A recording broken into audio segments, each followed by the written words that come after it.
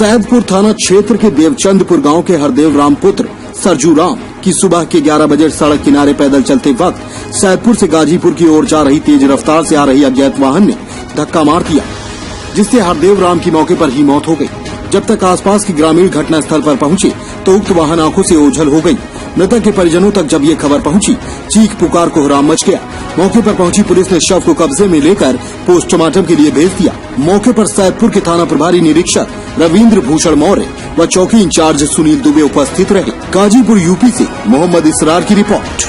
अपने आसपास की हर छोटी बड़ी खबर देखने के लिए हमारे चैनल M4U न्यूज को सब्सक्राइब करें और बेल का आइकन दबाएं, जिससे आपको सभी न्यूज प्राप्त हो सके।